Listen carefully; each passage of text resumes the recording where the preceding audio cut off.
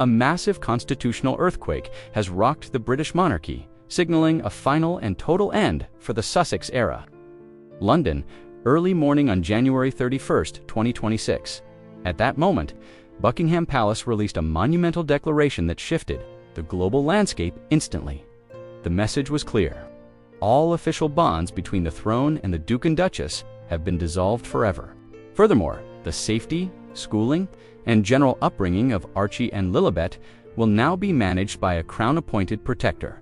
This move represents the most aggressive legal maneuver seen from the royals since the abdication in 1936. It concludes 10 months of rising friction, commercial oversteps, and parental stability doubts that forced the king's hand. The chosen overseer for this royal transition is Catherine, the Princess of Wales. Supporting her is a specialized committee including Princess Anne, Lady Louise, Windsor, and the Duke of Edinburgh. This strategy was finalized during a secret summit at Sandringham just days ago. The intervention stems from repeated breaches of a 2021 agreement regarding the commercial use of the children. On January 24th, Meghan appeared at a high-end Dubai resort, marketing herself as the matriarch of a new royal legacy during a corporate event. The children were absent, and no palace approval was granted. This specific incident forced Princess Anne to consult with top legal experts immediately. Reports suggest Meghan used the kids' identities and pitch decks for foreign media conglomerates. Within 2 days, constitutional directors drafted a roadmap to activate a rare legacy protection protocol. This allows the Crown to intervene when a minor heir's reputation or safety is at risk. Between mid-January and late month, King Charles tried reaching Harry 3 times for updates on the children's welfare and location. Harry never replied. Footage from January 28th showed Harry alone in Nevada at a security summit, appearing disconnected and refusing to discuss his family. Sources describe him as logistically lost and emotionally unanchored. Consequently, the Crown declared a state of parental impairment, citing international conventions on child protection. Princess Anne led the charge, submitting a massive dossier detailing 9 times Meghan monetized the children. Evidence included branding Lilibet as a market-ready royal global brand. This isn't about stories, it is about stopping blatant neglect. With full consensus, the sovereign circle moved forward. Princess Catherine now leads the children's future. The plan involves a UCAB-based education, media blackouts, and a welfare fund managed by the Duchy of Cornwall. A court order now demands Meghan pay £36,000 monthly toward the children's trust. She must also reveal all income, linked to their names, and end all. Royal-branded contracts within 3 weeks. Defiance could lead to international legal consequences. What occurred on January 31st wasn't just a paperwork update, it was a structural reset. The palace decided that lineage is a duty, not a lifestyle brand. Between 2025 and 2026, audits found 12 direct violations by the couple. These included using the kids in Netflix pitches and the Dubai Gala intro. All of this broke the 2021 title memorandum. A senior official noted this wasn't a misunderstanding, but a planned exploitation. Princess Anne's 42-page report proved the diversion of $7 million from a child trust into personal business ventures. We are witnessing commodification, masquerading as motherhood. While Meghan focused on branding, Harry was cited for total absence for 10 months. Records show he had zero involvement in their schooling or health. After ignoring his father's letters and wandering Vegas, a formal assessment deemed his parental role dormant. This allowed the king to bypass Harry's consent entirely. The new reality includes suspended parental rights from Meghan across the Commonwealth. Catherine is the new legal guardian. The transition includes Balmoral visits and a strict ban on branded content.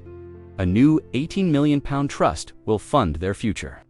If Meghan fails to comply, her global assets could be frozen. A Privy Council member stated that custody is about safeguarding, not feelings. The Sandringham meeting was the most vital gathering since the Queen's passing. King Charles, William, Anne, and Catherine sat beneath the portrait of George VI. To decide the fate of Archie and Lilibet, they reviewed financial logs and staff testimonies about the children's life in California. One staffer claimed Lilibet was frequently left alone for hours. while another said she was taught branding slogans for videos. Catherine's future heirs framework focuses on stability and private heritage. She wants them to have a life away from camera lenses. William added that their goal is protection, not property.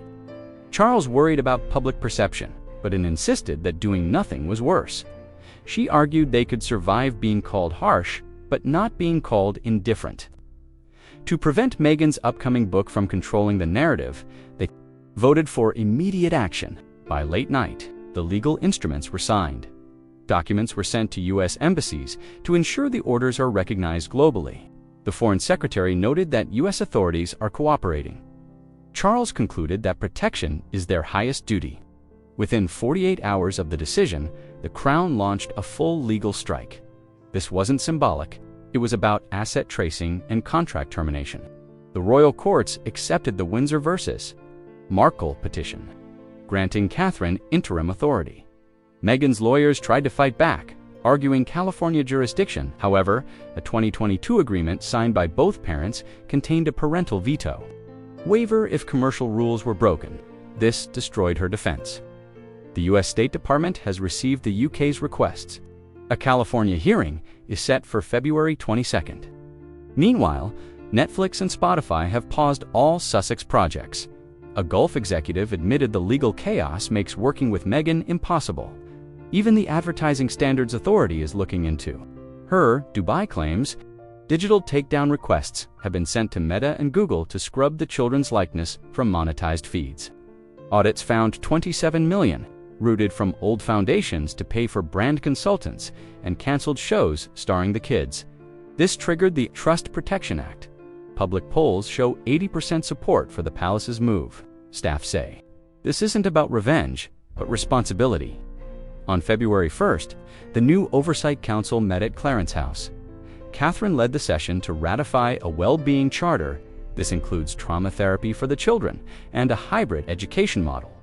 Catherine's work in early childhood makes her the perfect leader for this. She told the council that these aren't just heirs, but children needing recovery. Set up safe spaces in Windsor with therapy animals and art programs. Lady Louise Windsor, now a psychology graduate, is serving as a liaison. She was seen guiding Lilibet through the gardens, a moment that left staff moved. Every adult near the kids now undergoes a strict background check. The Crown is also revoking all media licenses tied to the kids to ensure their digital identity is secure. The kids will learn their history through private storytelling and letters from Queen Elizabeth and Princess Diana, given only when they turn 10. This avoids forced public performance. Public approval for Catherine's role remains at record highs. The media agrees that for once the monarchy is choosing the children over the image.